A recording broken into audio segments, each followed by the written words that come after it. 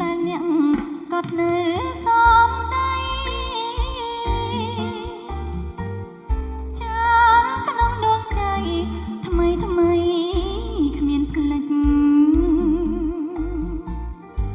ឲ្យខ្ញុំរំពឹងជាប់នៅជានិច្ចឥឡូវប្រែកិច្ច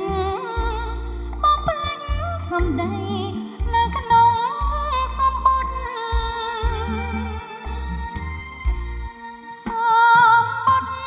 ក្រោមខ្នើយម្ដេចអ្នកផ្លេចសន្យាពេលប្រដែលថាស្នេហ៍បានរលត់ចិត្តអ្វីមិនដូចសំបុត្រចោលពាក្យពិតប្រែជាបងផ្លេចស្នេហ៍អក្សរាដែលបងសរសេររាយការណ៍ជាពាក្យសន្យាមួយយ៉ាងប្រសើរឥឡូវពាក្យនោះប្រែហង្ហាទុកក្តីវេទនាកំព្រាដួងចិត្តឲ្យខ្ញុំតទល់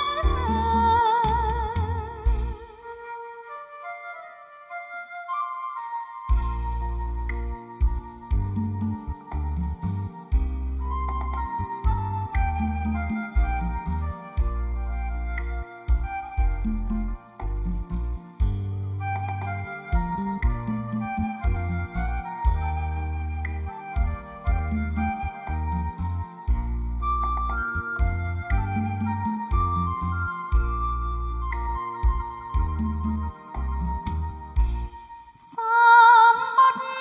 ក្រោមខ្នើយម្ដេចអ្នកផ្លេចសន្យាពេលប្រដែលថាស្នេហ៍បានរលត់ចិត្តអ្វីមិនដូចសំបុត្រចោលពាក្យពិតប្រែជាបងផ្លេចស្នេហ៍អក្សរាដែលបងសរសេររាយការណ៍ជាពាក្យសន្យាមួយយ៉ាងប្រសើរឥឡូវពាក្យនោះប្រែហង្ហា